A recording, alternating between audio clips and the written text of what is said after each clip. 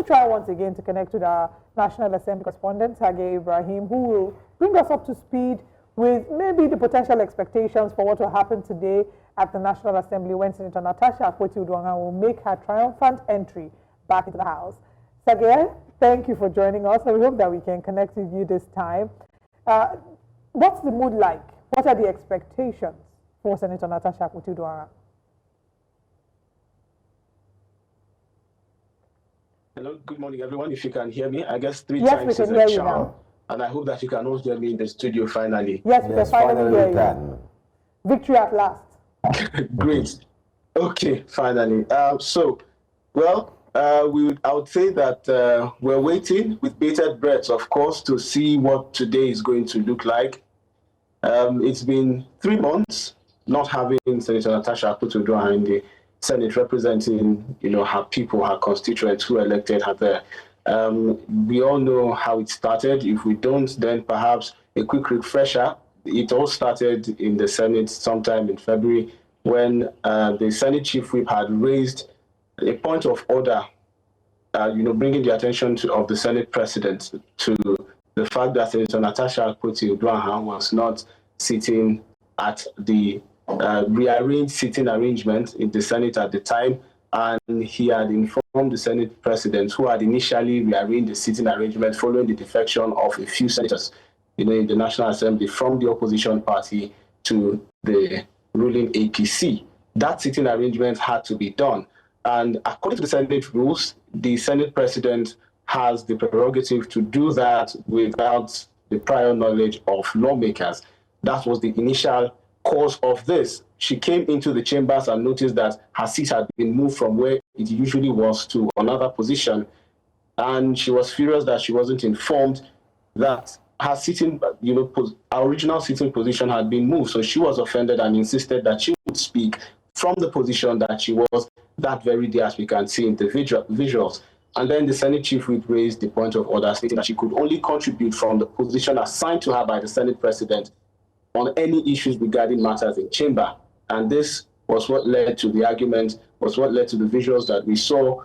And of course, the matter was referred to the Committee on Ethics Privileges, which also sat on it, delivered its judgment being 6 months of suspension, the withdrawal of all of her security detail, and initial inclusion of the withdrawal of salaries for the 6 months time being of both her aides, herself, and her aides. As at the time, Senator Okalu had appealed that the aides were not Senator Natasha, and the Senate should consider excluding them from the sanctions meted on her, including the 6 months suspension. This would then snowball into lawsuits and counter lawsuits, with an initial lawsuit from Senator Natasha, accusing the Senate President and his spokesman of demeaning her publicly, if I could use that. And this led to a response from the wife of the Senate President, who defended her husband, and also filed a counter lawsuit. And then the lawsuit would so many to count, but then the court ruled as it has done. We saw all of that happen, and then the matter moved from the National Assembly to the court. And while that was going on, of course, we saw developments in our constituency where a recall notice was purportedly sent to INEC, and the statement or the news about her constituents calling her back was in the media space. And then we had to, of course, go and clarify that for ourselves. I was, in her constituency. I was in Okehi, particularly in Okene, and I saw the love that she had received as at the time. So the drama moved from the Senate gradually into a constituency recall, and gradually into a culmination of lawsuits that I'm sure Joshua did a great job explaining yesterday. But then we're back to today. She has said that following the judgment of the court, she is going to be making an appearance today at the National Assembly. Remember, one of the suspension adds that she should not be seen anywhere close to the vicinity of the National Assembly. So what is going to happen is what we really look forward to seeing. And of course, we'll be bringing that directly to our viewers to see how the drama unfolds. All right. One of the things that everyone is looking forward to see is the fact that will there be any pomp pageantry? Will there be Nigerians who have been supporters of the suspended senator returning back to the National Assembly? Don't forget too that, we mentioned, there was a session, a recess rather, and then they are coming back to start, talking and looking at issues that lay right in front of them. Do you have an incline if the senator will be fully involved, or do you think that there will be any form of pushback, if at all?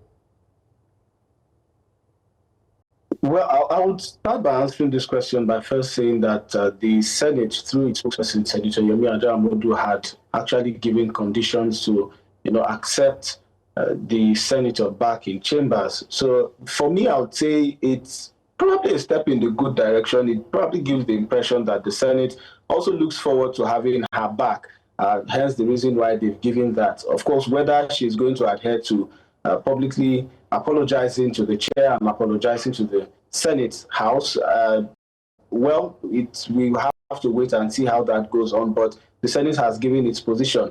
To our arrival, I would be able to say for certain whether it's going to be a pomp affair with a lot of supporters there. First of all, it's the National Assembly, so security within the vicinity is quite tight, and I'm sure that they would do the best to limit the number of people that will be coming there.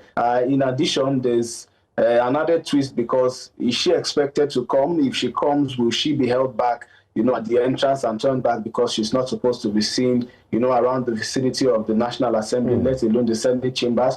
These are also issues we need to consider, and this is the reason why I say we'll just have to go and to see how this event unfolds. The Senate leadership has not mentioned anything to the likes of saying we would not want to see you in the chamber specifically. Okay. So let's see whether she would come, and let's see whether she would access the chambers. Now finally, Sagir, I believe you've positioned your cameras already in the vantage points of the National Assembly complex to capture every single step of this unfolding drama. But my question to you, and a lot of Nigerians will be wondering, is why is she apologizing? Why does she have to apologize? This is someone that said, she was wronged. So where is this apology conversation coming from?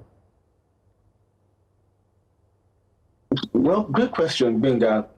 The Senate's position remains, and this, I am by no means a spokesperson of the National Assembly, but they seem to remain adamant on their position that she actually erred. And this might also be because the Senate is constitutionally empowered to check itself and, sanction erring members of the chamber as per the Senate rule book provides. So it does not need, according to the book, to be regulated by, for example, the court to meet punishment on members of the Senate as per the consideration of both the Senate rule book and also the rule book of the House of Representatives. And this is probably the reason why it has remained adamant that she erred. She flouted Senate rules. Whether she erred her grievances and whether these grievances are legitimate or justified, she still erred and she broke Senate protocols. So this remains their position as far as we've been reporting the issue has been.